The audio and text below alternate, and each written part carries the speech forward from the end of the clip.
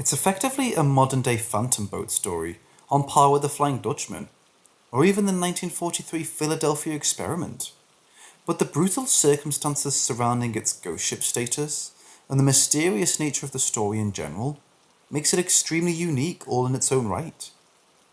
The myth of the Ourang Medan goes that in the summer of 1947, in the waters of what is now Indonesia, a series of alarming Morse code messages began shooting across the waters, being picked up by many different stations and fellowships. The SOS message identified themselves as originating from a ship titled the S.S Ourang Medan, but did not give any specific coordinates to the boat's current position. The message in Morse code read as this: SOS from Ourang Medan. We float. All officers, including the captain, died in the chart room and on the bridge. Probably whole of crew dead. And over the course of several minutes, several more messages of pure gibberish would be sent out, culminating in one final message reading, I die, before pure silence. The operator either was unable to respond to, or had little knowledge in responding to communication attempts by other boats attempting to contact. And with no given coordinates, the bay was in complete scrambling to find the ship. Had this just been it, the events wouldn't have been notable at all, but here's where it gets interesting. Several hours afterwards, a ship bearing insignia of this Ourang Medan would be found by another crew, floating on the water with seemingly no life aboard. The reason? They were all dead.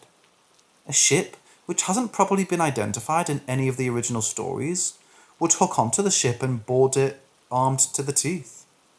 There they found dead bodies of the crew and their dogs littering the decks. No visible injuries on the bodies were seen, making it out as if the crew just had their hearts stop where they stood. But the dead crewmen appear to have been in a state of horror at the time of death, with their eyes completely widened and mouths ajar as they were clenched up dead. The rescue ship initially attempted to enter the hold to search for survivors, but were unable to, as the Medan's crew went as far as to board up several entrances into the ship's lower decks. They briefly considered cutting tools and hard breaches to get past these barricades, but before doing so, a fire began in one of the ship's lower holding decks, requiring the rescue crew to evacuate. Shortly after, a massive explosion from inside the Medan erupted and causing the rest of the ship to promptly sink a few thousand feet to the ocean floor. The kicker?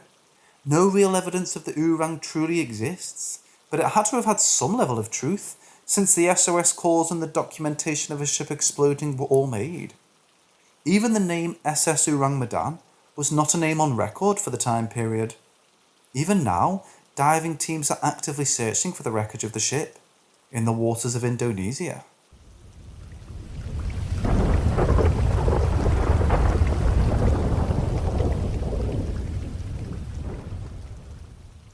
In our world, the massive civilization we have amassed and continue to build up higher and higher is frankly the one thing that separates us people from the unknown of the universe. All that which we consider to be weird or scary is really just a minor thing pushed to the shadows, and never noticed and much beyond rare encounters by people usually just in the same place at the same time. You living in an apartment and working a 9 to 5 is what massively lowers your chances of getting stalked by some black-eyed kids basically.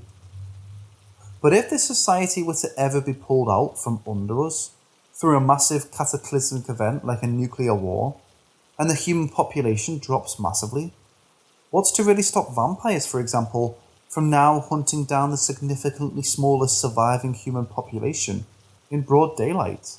Well, nightlight. There's no police or military or active religious forces to intervene.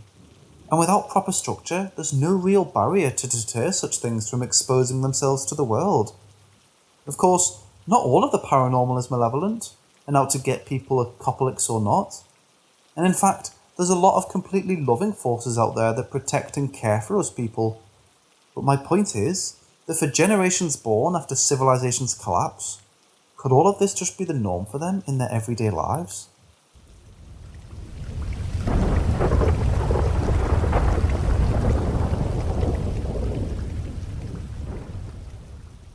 When I was 17, I started out into the world of my first big adventure.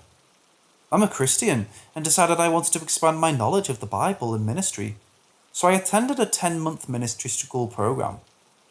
I didn't want to be a theologian or anything, so one school year was perfect, as opposed to a 4-year theological college. It's been 13 years, but I remember everything as if I'd gone through it this year. I was so excited.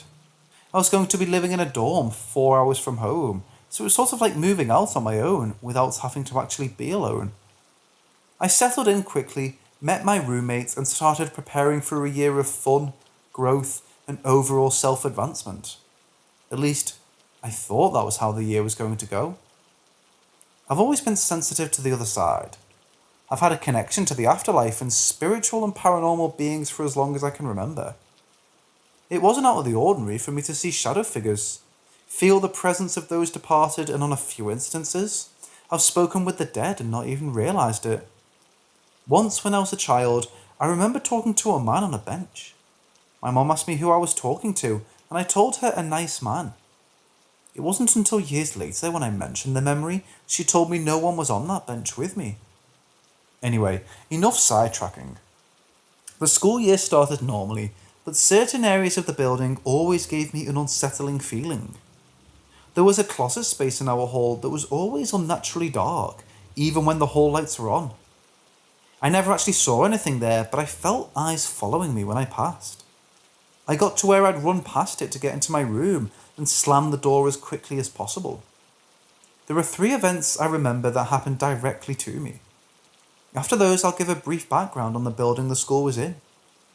The first event happened when I was almost late for curfew. It was past midnight, and I was supposed to be in my room by 2 a.m. Instead of climbing 4 flights of stairs, which I usually did, I chose to take the elevator. After that night, I never took it again.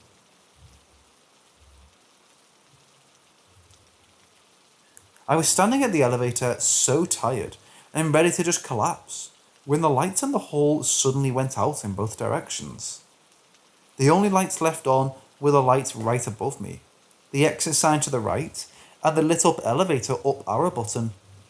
I looked to my left, nothing but a dark hall. I looked to my right, and it seemed to be a dark hall as well. Right as I was going to turn my head away, I saw slight movement. I squinted, trying to make it out in the dim light. This was before cell phones had flashlights, so my flip phone was useless here. I stared as an uneasiness crept over me. The exit sign at the end of the hall seemed dull somehow, like it was being blocked by something dark and transparent. Panic rushed over me. The movement I'd spotted was on the ceiling right in front of that sign. I started to press the elevator button over and over as what looked like a black smoke or mist crept along the ceiling slowly towards me. By the time it was about 5 feet away, the elevator finally opened and I rushed in, jabbing the closed doors button, as the sliding metal doors slowly pulled together. Just as they closed, the mist or vapour or whatever it was finally made it to the door and began to slowly fall to the ground. I stabbed my floor number over and over as if it would get me to my floor faster. I finally made it to my floor, past the creepy dark closet area, and into my room. I was borderline hyperventilating, and my roommate thought I was crazy. The next instance was probably more terrifying than the first. We had weekly dish duty at this school. 2 people would be assigned every week to clean up dishes at the end of each meal. This week I was assigned, went without a hitch for the most part until last night. The guy I was assigned to clean the kitchen with couldn't make it. The way it usually went, one person cleaned pots and pans and wiped down tables. The other did all the cups, plates, cutlery, bowls, etc. Since he wasn't able to be there and failed to find someone to cover for him, I had to do everything myself, being the little pushover that I was back then. Just to give a little bit of layout of the room, it was big. There were lines of white fold-out plastic tables and chairs. The tables were in 5 rows of 3, end to end. There shall lead right into the room with no doors, just the open wall that was probably 10 by 10 feet.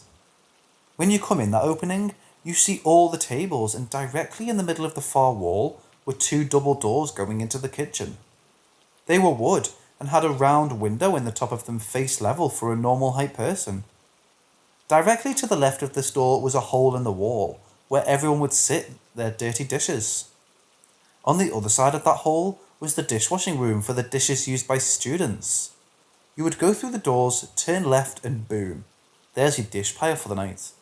The pots and pans were washed at the back corner of the industrial kitchen.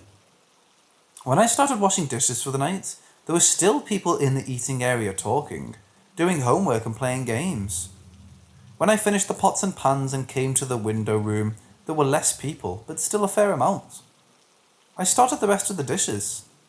By the time I was almost done, I saw the cafeteria lights shut off, which meant the last person was leaving the room. No big deal. I'd been in here in the dark tons of times. Another half hour or so and I was done with the dishes. I looked at the clock. It was around 12:30. I was ready to go to bed, but I had to finish the tables. I heard something in the back of the kitchen fall. Upon investigation, it was a box of cookies. I picked them up, and that's when I began to feel eyes on me. I feel like I was being watched, and the unmistakable feeling of dread covered me. I sat the cookies on the shelf they'd fallen from, and rushed out of the kitchen doors to clean tables. Windows lined the two side walls of the room, so the street lamps lit the tables pretty well as I quickly cleaned them. I was half through the tables when I heard the cookies fall again. I stopped and listened intently for any other sounds. Silence. I slipped into the kitchen holding my breath and ran to the pantry. Sure enough, that box of cookies was on the ground again. I picked them up, this time laying them down so they wouldn't fall again, and rushed out of the kitchen still feeling uneasy. I went back to my table, cleaning, and after a few minutes I froze dead in my tracks. There, through the window to the dish room, I saw it. A big, shadowy mass standing there, watching. I'd seen shadow figures before, so this wasn't new to me. The thing that was new is the specific feeling I got as I stared into what I perceived to be its face. I walked out of that little room as though to head into the kitchen. I had to pep talk myself at this point. Okay, girl, just wipe these last tables and you're good to go. You got this, just keep your eyes down. I got to the last table and heard the cookie box again. Okay, there's nothing there. Just run. Grab the box. Throw it on the shelf and book it. That was my plan. I wiped the last table and turned to the door to put my plan into action, and my stomach felt like it dropped, slammed to the floor. In the left door window, I saw what was watching me. A shadowed face with two deep dark holes for eyes and a gaping mouth. I screamed bloody murder and booked it to my room. I didn't even put my cleaning supplies away. I flew up those 4 flights of stairs faster than I ever had. I thought for sure it would follow me. My roommate wasn't there this evening, so I threw on the lights as I slammed the door and started to sob uncontrollably. I slept with every light on that night and made sure to never stay out of my room after nightfall again. The last event, in my opinion, wasn't as bad as these two. I still felt uneasy in certain parts of the building and like I was being watched. In the hall, the downstairs bathroom, the laundry room, to name a few. But nothing of substance really happened in those places. The last event was in my room. There were intercoms in every room that were no longer in service. We knew that they didn't work, but one evening, I heard a woman's voice coming out of ours, followed by an elderly male-sounding voice. They were having a bit of an argument. She kept saying something about him needing to take his medicine, and he was refusing. This conversation carried on about 30 seconds, and then static and silence. I shrugged it off and kept on about my business. After the voices, I started to dig into what this building used to be before they made it into a military school. It was a nursing home. The conversation I heard could have been between a nurse and patient that lived there. Not only was this place a nursing home, it was some kind of historical connection to the Freemasons. When the renovation crew was getting it ready to turn the building into a school, they knocked out a bottom floor brick wall that was crumbling. Some of the bricks had the Freemasons' insignia on them. They piled the bricks and began laying new ones when a van stopped at the edge of the property, and a group of 10 or so middle-aged and elderly people walked to the pile and each took one brick with the symbol on it and climbed back into the van and drove off. The man who told me about this said they seemed like they were in some kind of trance or something. Blank stares, chanting something he couldn't distinguish. He said it was the most terrifying thing he's witnessed. Before this building was a nursing home, it was a meeting and living place for Freemasons. I'm not sure of anything that went on there, but something happened to give it all the dark and ominous goings on. When I graduated, I never stepped foot in that building again. It's now out of business. A lot of paranormal things have happened to me since this, but this is the haunting experience that I had at my Christian military school.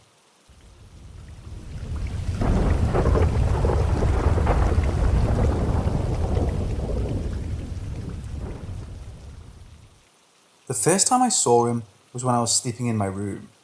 I used to frequently see him walking by my bedroom. I used to be scared of the dark as a child, mostly because of him. So I would sleep with my door cracked and the hallway light on, and this is when I would normally see him. He wore an old-fashioned top hat and long trench coat and boots. I always told my parents about how I saw him, as well as my older sister, and everyone used to say I was crazy. But one night in high school, we were telling paranormal stories, and this girl started talking about a shadow figure with a hat and a trench coat, and I legitimately started crying. We went onto Google to see if there was anything on seeing him around, and when I saw the picture of him, it was exactly what I saw to a T. I've never been so freaked out by anything in my life. When I was reading the articles and forums, they had mixed reviews saying there was a guardian angel or a protector, or I was experiencing sleep paralysis, which I don't believe because I had also seen him during the day at my friend's house before. I remember we were both sitting in a living room and we both saw him at the same time and looked at each other spooked. Since I found articles and forums, luckily my family believes me now. Has anyone else had any experience with the Hat Man or have any info on him? I haven't seen him in years, but it still really freaks me out that I used to see him as a child. My old roomie is very much in touch with the spiritual realm and would always tell me when she thought I was a clairvoyant because I would always see things, predict things, or see things which I've always believed myself as well. When I was younger, I noticed I was very aware of everything and Googled it and called myself an indigo child. Anyways, does anyone have any stories?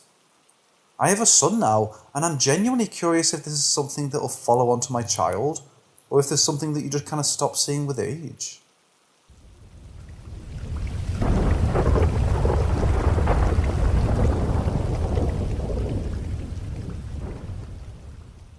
In 1998, I worked as a security guard at a local Christian college. The first night on the job, I was told it was my responsibility to patrol the campus all night, make sure the main doors were locked, and to make sure that all the lights were off in the chapel, and it was locked by 11 PM. Standard stuff. So I started out walking around campus, getting to know a few students and just feeling everything out. When 11 PM came, I went to the chapel and went to the basement first. Getting to the bottom stairwell door, I realised it wouldn't open. I push on it 4 or 5 times, but the door seems locked. So I go back up and out and go in the back door. The basement is locked down, all lights out and is secure. I go over to that stairwell door and it opens easily for me from the outside. I figured it was just how the door is made. I go back upstairs and go to the stage where the light switches are at. I look up and I see what looks like a kid on the balcony. I yell for him, but he doesn't answer. I climb the stairs to the balcony, but oddly enough, when I get up there, I can't find him. I get creeped out, but I figure it's late and I'm just seeing shadows. I go back down, cut all the lights, and lock up the chapel. At 3 AM, I go out for the full campus rounds just to check up on everything. Heading across the quad, I notice that the lights are on in the basement of the chapel, as well as the front spotlight. I go to the basement back door and find it still locked. I go in, cut the lights, and as soon as I do, I hear a long, loud bang in the stairwell. I run in there and up the stairs, thinking I'm chasing someone, but there's no one anywhere. I go back down and leave the back door and lock it. As I walk around, I notice the spotlight is off. I checked to see if it could be motion control, but quickly found that it wasn't. Since it was my first night, I decided not to say anything. The second night changed that. I again had weird experiences around the chapel, but on night 2, I also heard weird crying sounds in the woods on the north side of campus. I ran my flashlight through the trees, but I saw nothing. Later that night, I see two strange hooded teens down on the southwest side near where the tennis courts are. I tried to get close to them, but it would always seem like they were constantly moving 20 or 30 yards away from me. No matter how fast I moved, I could never catch up. As I keep following them towards the edge of campus, I hear a student yelling behind me, and I jerk my head towards the sound. When I turn back to look for the hooded figures, they're nowhere in sight. Out of breath, I walked back to the quad and sat down on a bench to collect my thoughts. I lied to myself and decide that everything is normal and I'm just not used to staying up so late. All my rounds go okay for the next few hours, but at my 3 a.m. walkthrough, I see the lights in the chapel are on again. I check the doors and windows, but they're all securely locked. I unlock the main door and walk through the foyer and hear what sounds like shuffling coming from the stage. I look and don't see anything at first, so I go behind the curtain to make sure no one is backstage. After making sure it was all clear, I flipped all the lights off. In that split second before everything went dark, I suddenly saw a group of dark figures in a circle appear on stage, then total darkness. I flip the lights right back on, but once again, no one is there. I just flipped the lights off again this time without looking, locked the door, and went back to the quad. Thankfully, the rest of the night was quiet. The next shift I worked, I decided to call and ask the guy who hired me and owned the security company about the weirdness. He said that one of the other guards would drop by and basically debrief me. The guard who showed up was a 300 pounds of pure muscle Cherokee beast of a man. I told him everything and he said, "Yep, that sounds about right." He then proceeded to tell me that everyone who worked there overnight had some experience. He said that the stairway doors actually do not lock, but that he himself had spent 40 minutes one night locked between floors. He told me that he had thrown all his weight against both doors, but they wouldn't move, and that every time he tried, he would hear this crazy laughter. He said he chased down what he thought were teens through the downstairs hall just to watch them disappear. That another guard had walked into the chapel and stumbled into what looked like a sacrifice with occult symbols drawn on the stage, and he had chased off people in cloaks only to find that all evidence had disappeared when he came back after trying to catch the cloaked figures. He also said that occult symbols were constantly being found on campus, and that it was my job to gather and dispose of them.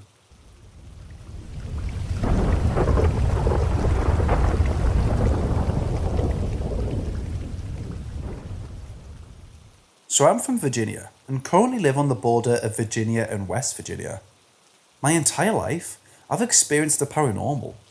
From dealing with ghosts and shadow people at a security job, to dealing with an inhuman being at a retail job, I've seen it all. But lately, I'm experiencing something new. Being from the mountains, I've been aware of ancients, boogans, and of course, the fair folk. Thankfully, I've never had to deal with the latter until now. As of late, I've started hearing small sing-song voices crying outside, seen flashes of silver, and have noticed small knickknacks and collectibles disappearing and reappearing. I keep a broom at the front and back door, circle my house with salt, and use oil on every door frame and have a cross of religious symbol in every room. Judeo-Christian upbringing. Oh, by the way, we literally live right next to a giant sinkhole that my neighbour has heard growling from before.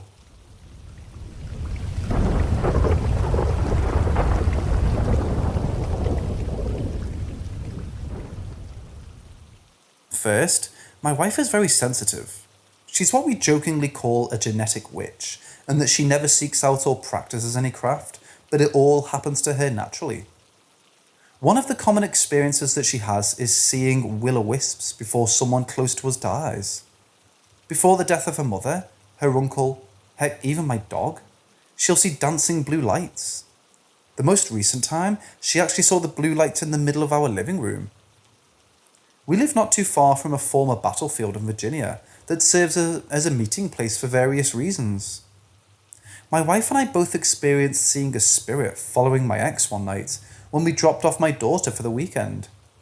My wife saw this figure clearly following my ex around and standing behind her, My experience was a little different. For me, it was like seeing a memory play out in my head as I was talking to my daughter, as weird as that sounds. My wife has also seen portals open up in fog, large wolves walking on two legs, a herd of not deer, and quite possibly the snallygaster, believe it or not. Now, as far as my old job, I worked at a video game store. At this store, an inhuman presence seemed to be hanging out. One of my co-workers at first thought that it might be his deceased ex, but it became clear that it wasn't her. It started off with little things moving. Games would shift in the drawers, cases would fall off the wall, statues on the shelves would turn around the wrong way. Just little things. Then the dam broke open. The label printer would randomly print labels. The safe door would pop open. Standees would move in the middle of the night. The storm alarm would go off for no reason. Then the voices started. First whispers, then full voices. They got so bad I would have to play music to distract myself. Next came the growls, and then the pushing. It finally culminated in the front door being ripped off by the wind. There was no wind that day. Then everything stopped. This was about the same time that the owners of the strip mall building cleaned out one of the back rooms where they'd been storing some of their personal items. So there might be a connection.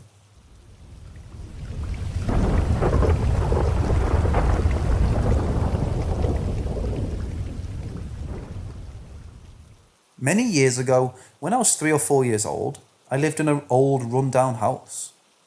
This house I don't have many memories of. There are a few that I've told anybody that will think about it. Back at this house, I found out a few things about myself and met a few people from within until my family moved when I was 6 years old. Well, the reason I'm making this post is to speak about Alice.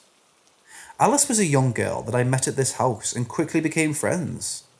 From my memory, I remember her being 8 years old with long, dark brown hair, bright blue eyes, much taller than myself at the time, and a dimple on the right side of her face.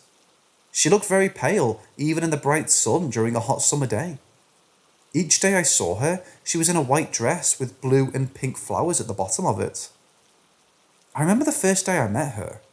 I was running around in the dirt yard and ran to the back of the house and fell under the wood stairs. I remember crying, and then I heard her say, "Hey, why are you crying?" I remember rubbing my eyes and looking up towards the direction of the voice. When I finally looked at her, she was smiling gently and bent over and had her hand out to help me.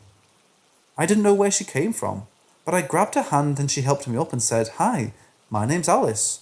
What's yours?" With the dirt in my eyes and tears going down, I sobbingly said, "It's Matthew." While I cried, she patted my head and said, "Well, Matty, big boys don't cry under the stairs." She took my hand in hers and started pulling me in the direction she was walking and said, "Let's go find a grown-up." As I walked, still with tears in my eyes and rubbing them, I found myself walking in the front door alone with nobody next to me. Soon after, my oldest sister seen me and picked me up and took care of me. During this time, I tried to tell her about the kid I met. I don't remember what she said. The next time I saw her, I believe it was a few days later. I was playing in the dirt yard again, but behind the old house picking dandelions out of the ground. Alice, still in the same white dress as before, said, "Hi Matty, how are your bobos?" At the time, I was too young to remember her voice. So while holding the dandelions in my hands, I turned and looked at her and then realised it was the same girl as before. I didn't waste too much time in saying, "Do you like my dandelions?" We both smiled and laughed together. For many days back in the late 90s, we would play each day from morning to night for months on end. She showed me all types of games to play and how to do different things like making a castle out of dirt and how to play the old game of house.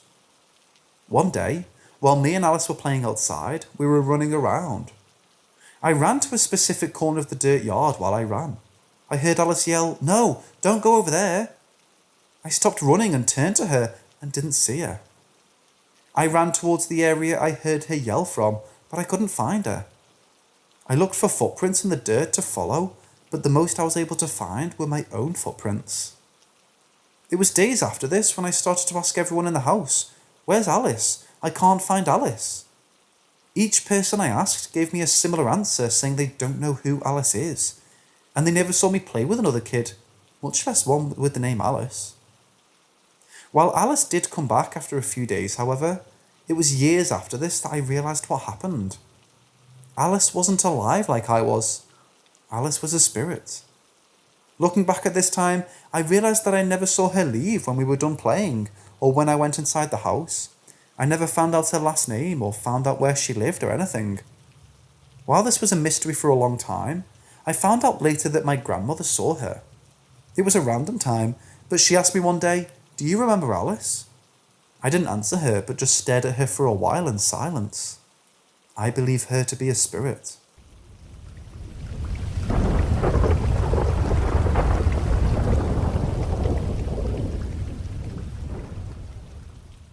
After a few moments of silence, I asked my grandmother, "How do you know Alice?" At this time, I was about 16 or 17 years old, and I didn't know anybody that had the name Alice. My grandmother got her tea kettle off the stove and poured 2 cups of tea, one for me and one for her. She always made chamomile tea. Once the tea was made, she sat down at the opposite end of the table and invited me to sit with her. I took my first sip of tea and she said, "I've known about Alice since the first day you held her hand." While a bit shocked but also cautious as well, and asked her, "Why didn't you say anything about her before? I haven't seen Alice in years. I wish everyone else saw her, but nobody ever did when I asked her for by her name."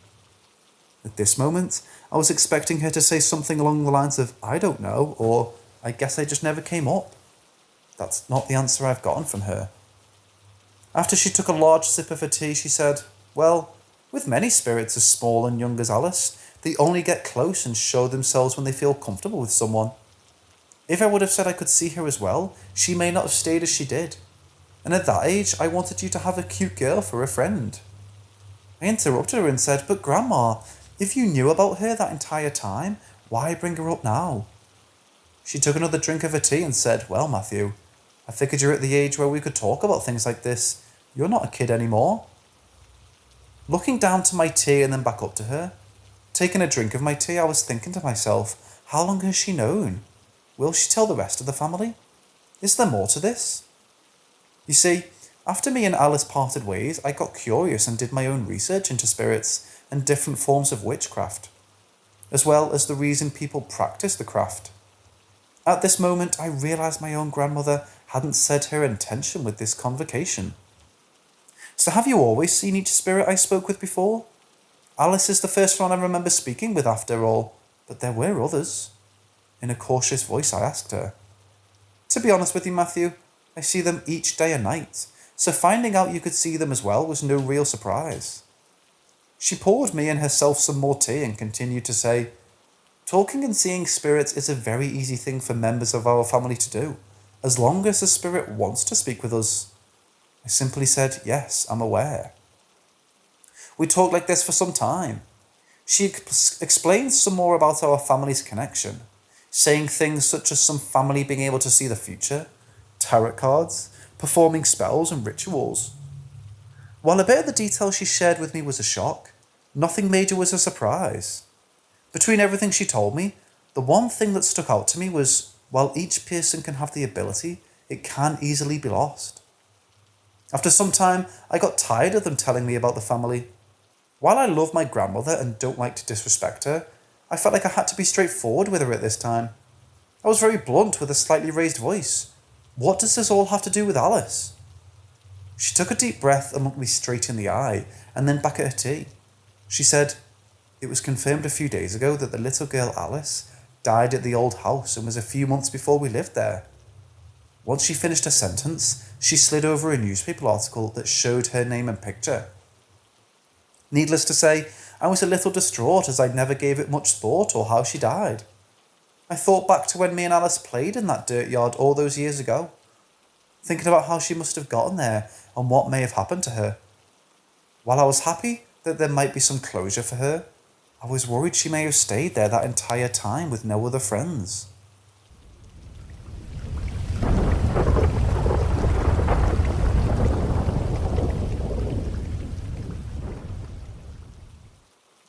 I have a story that kinda creeps me out till this day. When I was 16, I was dating this guy whose mom passed away while I knew him.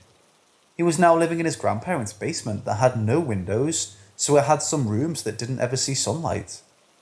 One day, I happened to bring my new Ouija board over when I was visiting him, and we saw online that a good way for it to work better, other than candles and other things that can give off energy, was to do it in a room that hasn't seen sunlight in at least 3 days.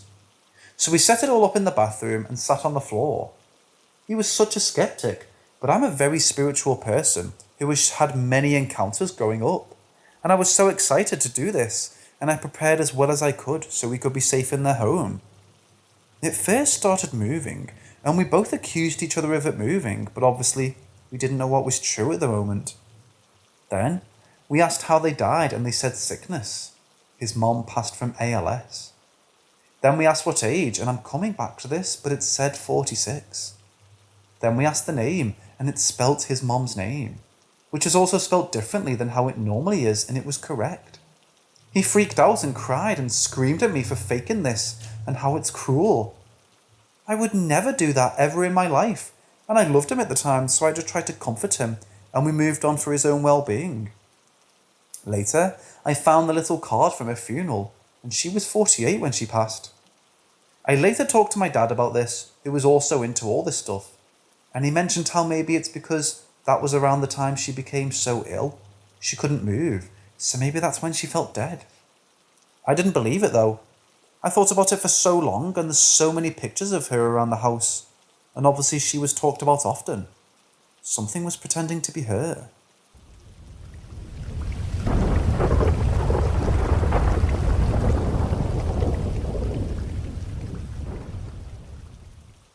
I live in Japan with my wife and kids. However, my wife's mom died of cancer-related issues, and she decided to keep parts of the bones in the house. Whenever I'm alone in the house, I hear many footsteps on the second floor.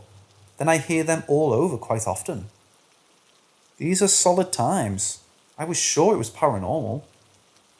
The day of cremation, my 2 kids, wife and her sister, were at the dinner table. Then suddenly, the kitchen sink water turned on, and like 5 times in a row.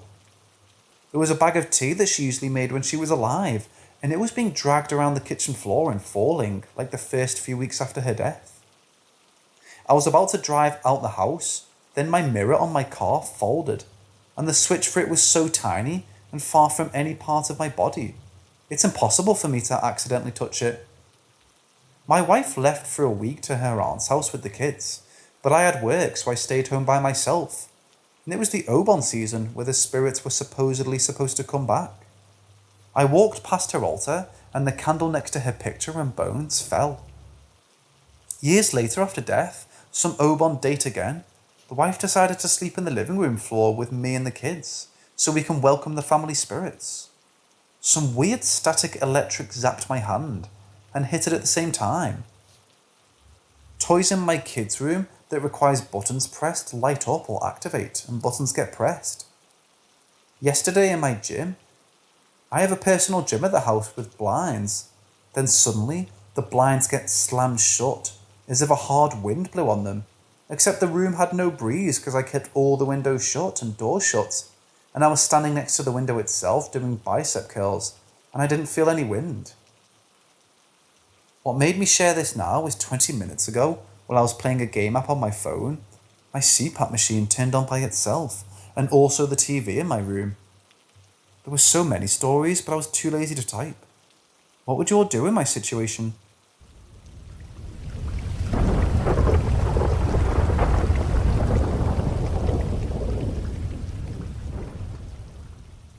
I was working as a speech therapist doing home health in Florida. One of my patients was Harold. He had suffered a stroke, and my job was to help him regain his speech. Sweet man in his 70s. His wife was Gertrude, an equally sweet older woman with a German accent. She treated me like a guest each time I visited her home, even made me cookies and tea. Carrying on conversation with her was tough because she was hearing impaired. One day, I stopped by for my regular visit, knocked on their apartment door, but got no answer. I knocked louder and heard Gertrude say, "Harold, somebody's at the door." When the door didn't open, I knocked louder and said, "It's Ashley. I'm here for Harold's speech therapy." Again, I heard Gertrude tell Harold to get the door, but nobody answered. I decided to go back to my car and call their apartment from my bag phone. Since there was no answer, I left a message saying I was in the parking lot. Nobody was opening the door. I'd wait a few minutes, but then leave and try to reschedule the visit for later in the week. The door never opened, so I left. Later that day, I stopped by my office to drop off my therapy notes. My secretary said I had a phone message from Harold's son. He was apologising for the missed appointment, but that Gertrude had passed away the previous night, and Harold was with family making arrangements. The message hit me like a ton of bricks. I had heard Gertrude's voice that morning. I tried very hard to rationalise the situation. Maybe I was listening to the TV. But no, it was Gertrude. She used Harold's name in a German accent. Maybe I was imagining things. But no, this was the middle of a bright, sunshiny Florida day, not some midnight stroll through a graveyard. My imagination hadn't even been thinking of the paranormal. I heard a ghost. She heard me. I'll never ever forget this experience. Nothing like it has happened before or since.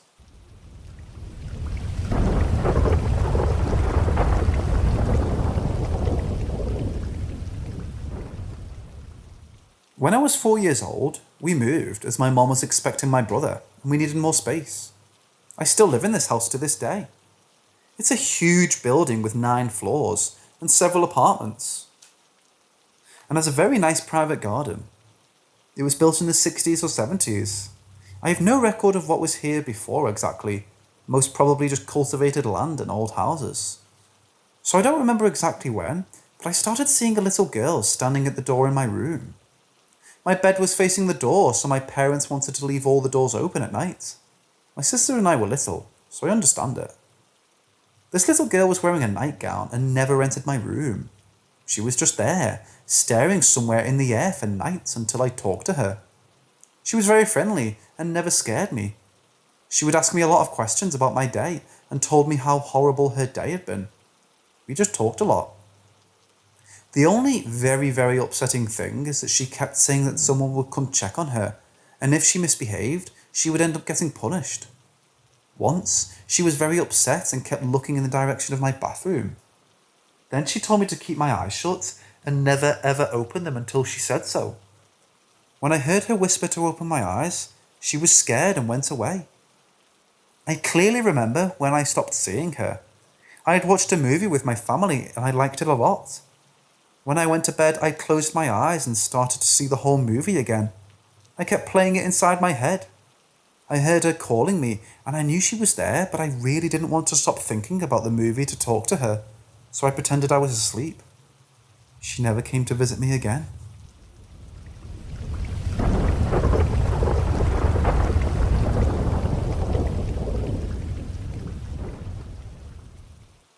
Back in 2007, my first wife and I split. She left, and I fell into a rut of work and sleep. My mother came to visit to check on me.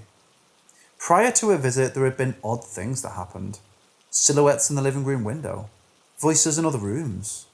I mostly laughed them off and kept rolling.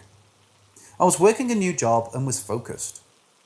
While my mother visited, she commented on hearing voices. I didn't want to say anything, but eventually, curiosity got me and I asked her. She stated that she would hear a voice calling my name from the closet. I was kind of struck that she wasn't scared or upset. "What happened?" She said she told them, "He's not here. Now shut up and be still." This seemed to do the trick. No issues for several years after that. In 2010, I had a new girlfriend and we had moved into our second place. She complained of children laughing while I was at work. I never heard it myself, but figured, nah. I recommended she get rid of them. If you hear them and I don't, then they're for you. Send them to their rest. Several weeks on, she stopped talking about it. Over the years, she just made jokes about it. Eventually, we parted, and I was back to living alone. Occasionally, I would think I saw something run out of the living room when I came home. Just a brief white flash of something that ran for the next room. I told myself I was nuttier than a Christmas log and went on with life. One night, a friend came home with me from the bar and she jumped like she was struck when I opened the door. "The fuck was that?" she asked. "What? What did you see?"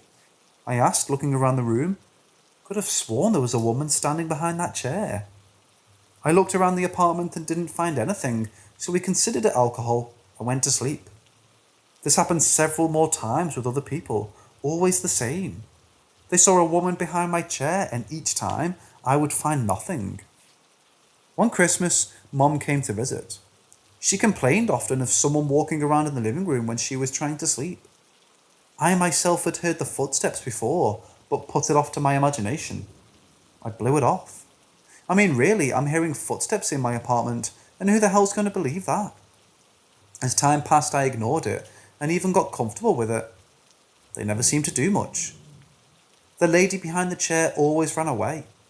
Nothing was a problem except occasionally the person I was with would say, "There's a guy staring at us from the next room." I'd make a joke about it and we continue what we were doing. In 2016, I met my second wife. Through our talks, I found she was very used to seeing ghosts and actually hated dealing with them. As she put it, they would stand around like they wanted something scaring the crap out of her, but never say anything. We concluded that maybe she can't hear them. Shortly after, she moved in. She started seeing the white blur behind my chair. Again, we blew it off as overactive imagination. We are karaoke fans. It's actually how we met. Often she would practice her songs while I was at work or while I was playing video games. I mention this because it made me accustomed to hearing singing in the house. This played an important part as I didn't notice it at first. One night, I realised Steph singing. Except, Steph was out with her girlfriend. I wandered around the house thinking she left her laptop or the other TV on. Nope, nothing. The singing stopped too. This continued for several months until I said something to Steph. She reassured me that it was my imagination. Sure, why not? So I let it go. Until that one night. I heard a scream from the bathroom and Steph came barreling out of the bathroom like she'd been scolded. She screamed a couple of expletives and I got her a drink. It took her a little bit, but she calmed and told me what happened. She was in the shower. Then she heard singing, her own voice singing. She said she thought it was the pipes and started singing with it. She got out of the shower and started to towel off. She dried an arm and turned to dry the other. There was a woman standing next to her doing the same. I laughed and said, "Yeah, babe, it's a mirror." She frowned at me and said she was on my right side. That got my attention. When you got out of the shower, the mirror was on your left. The wall to your right was just a blank wall with a towel rack on it. We decided to ignore it and sail on. No sense letting the world know we were crazy.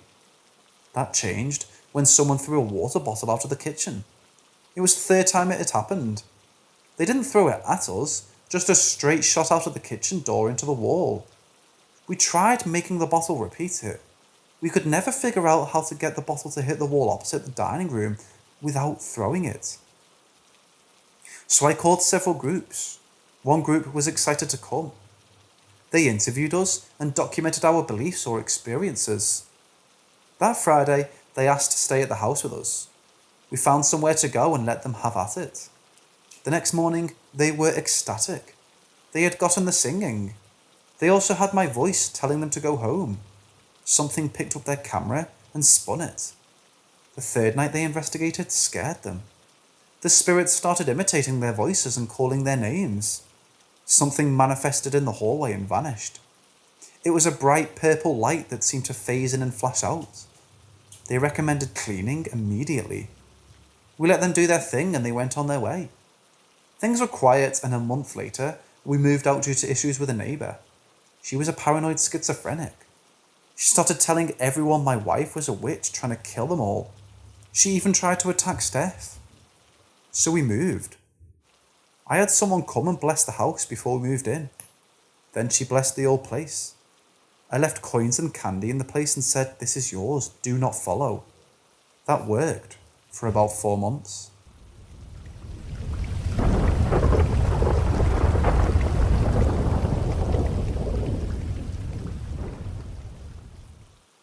So Steph and I moved into a new, blessed and cleaned condo.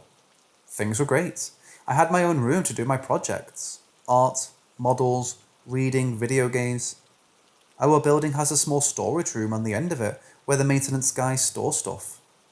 About 4 months in, we started hearing someone in the storage room at night. Loud stomping and things being thrown. We told the crew, but they said, no, nobody in that room. This continued for a while. Then she showed up. Some nights I'd be watching a movie in the living room and would see Steph go in the kitchen. But whenever I would look, she wasn't there. I'd go back to watching TV. Eventually, I started asking Steph about it. She swore it wasn't her.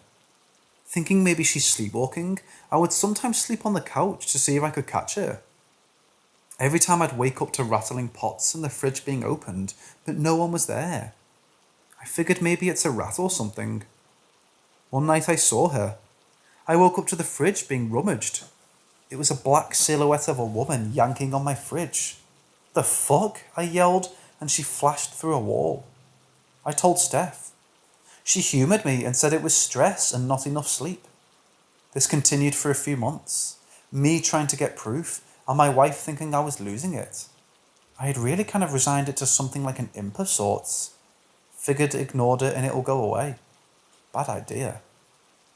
One night, while I was painting a model, someone slapped me across the face. I jumped up, ready to fight. Then I saw him. A large black shadow walked across the room, and I swear he fucking flexed. I backed out of the room and ran for Steph. She started to tell me I was just tired. She stopped mid-sentence and turned to the second bedroom door. It closed. She got up and started down the hall and froze.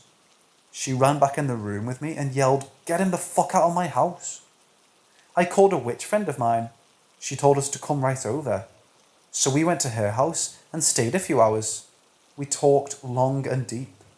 She did several readings and came to the conclusion that the woman was someone I knew.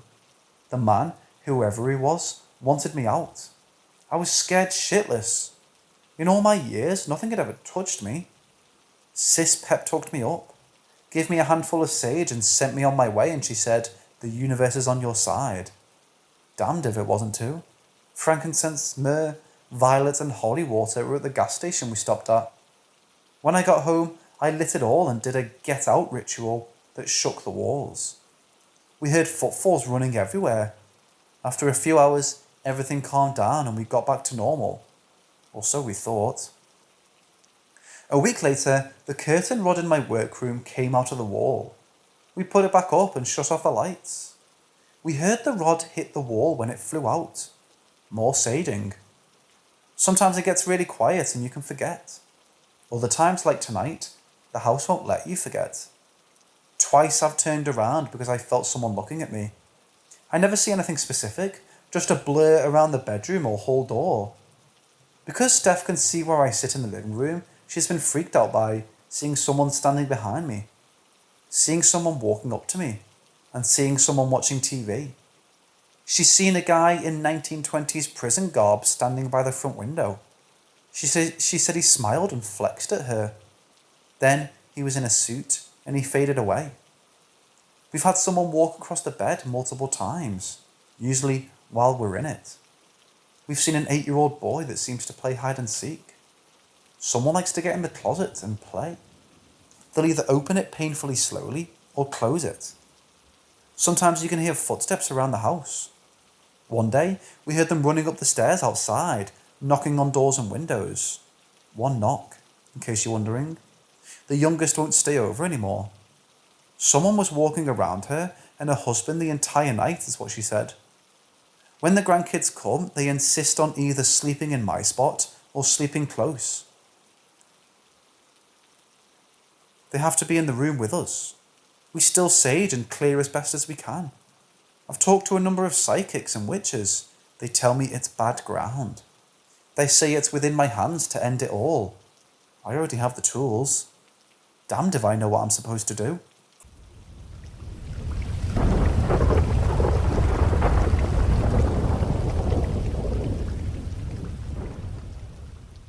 For the record, I'm personally still partially a skeptic of everything paranormal. I don't denounce the possibility of ghosts existing, but without scientific evidence proving they exist, I feign more towards disbelief, despite my own experiences. This isn't the first paranormal event that's happened to me, but it is the first one in which I was old enough to remember what happened. When I was younger, I lived in a trailer park with my mom, older brother, and little brother. This wasn't a small camper though. It's one of the same style as the ones you see on the Trailer Park Boys. It had 2 bedrooms, a bathroom, living room and kitchen. Starting from the living room, there was a short hallway that contained the bedrooms and bathroom entrances. My older brother and I shared the first bedroom on the left, then the next door on the left was the bathroom, and at the end of the hallway was my mom's room. When my little brother was born, his dad finished building an additional bedroom on the right side, and the door was directly opposite of the bathroom. It was much bigger than the other rooms and around the same size as our living room.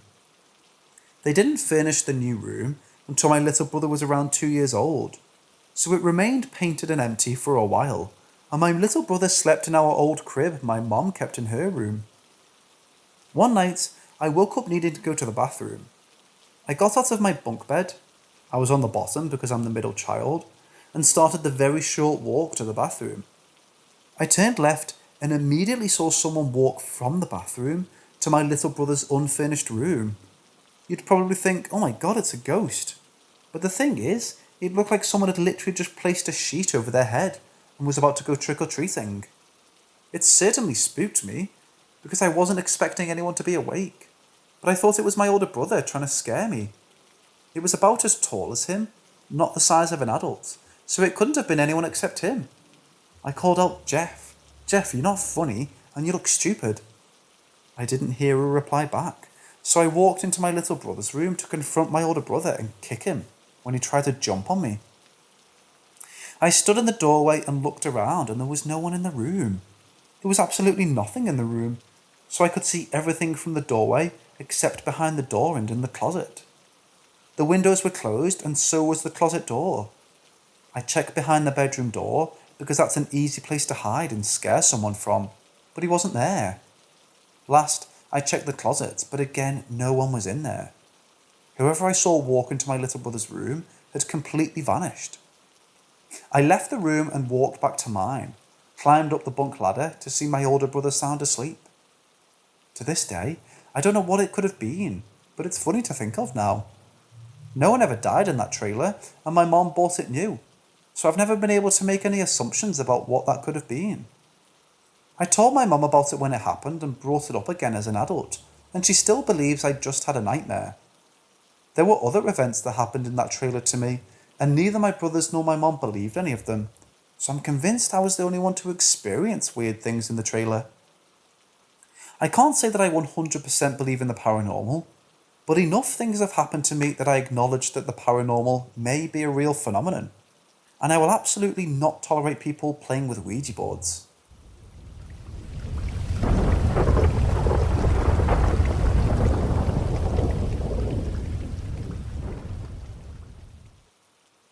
I live in a dorm hall built in 1984 at my university, and I know we have working carbon monoxide detectors that I can see at all times. There's a lot of rumoured hauntings on campus, but generally not in my building. However, there have been 2 mysterious deaths in the past. Last year, in a previous dorm room, my roommates and I had some weird experiences. Toilet flushes at 1 AM, and I was the only one awake, tapping and things falling. But now that we're on a different floor, things are a lot different. Last semester, my roommates and I had some weird but somewhat normal things happen to us, where things would fall off of shelves or we'd hear strange noises, but it was all easily written off. However, this semester, my roommate and I have both been a little more uneasy about feeling like someone else is here with us. Things still continue to fall, and noises are just as common, but my roommate says she's seen things move around and strange shadows. However, my roommate went away on Thursday, and I've been alone in the room since. Thursday, everything was fine and it was normal. However, Friday afternoon around 12, I suddenly felt someone put their hand on my shoulder. It was really quite heavy, to the point I thought it was someone standing behind me, and I ripped around to see who it was. Obviously, nothing was there. Later that day, I was on the phone with my mom when I heard an unintelligible whisper from behind me and a thud. When I turned around, nothing was there. Saturday went by mostly fine, with the exceptions of some rustling and tapping noises. Mind you, I'd already done a sweep of the room to see if somehow someone else was in there with me. However, today, I've already had some bizarre things happen. I was sitting at my desk where I've been when everything else has happened, when I felt a cold spot develop right behind me and fingers run up my back. I whirled around and nothing was there, but the cold spot remained for a while longer. 2 hours or so later, I was standing by my door where my dresser is getting dressed, when the same thing happened. But this time, I got a chill and the fingers were running down my neck. Since then, I've heard some tapping, but I haven't felt anything else.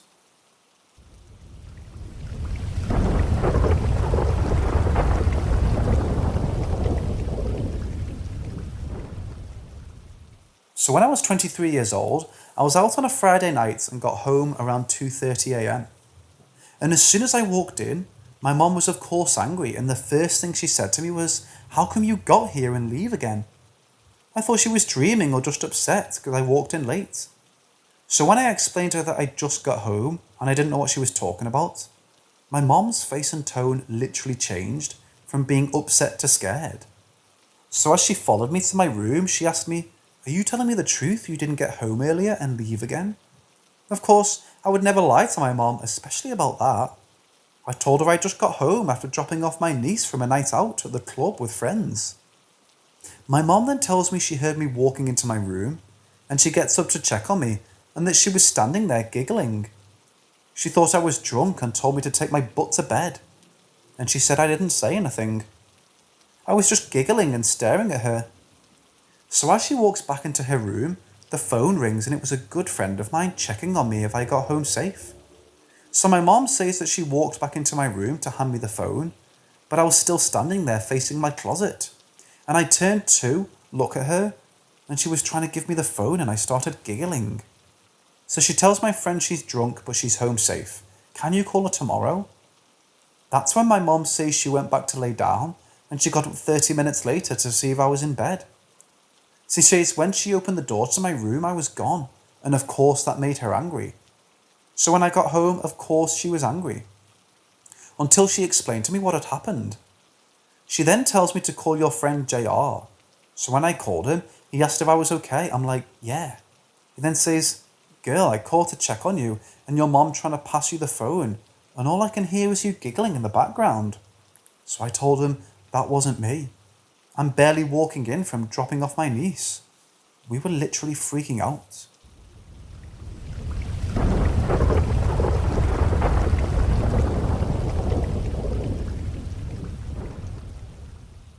One night when I was 10, I was woken up by my bedroom door opening, followed by someone sitting on my bed.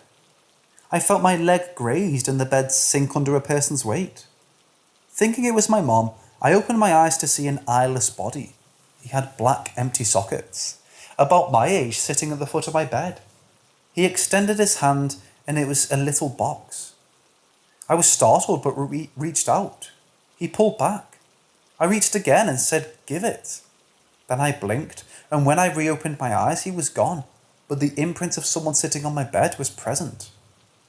Fast forward 5 years. My girlfriend came over to do homework. After she finished, she took a nap while she waited for her parents.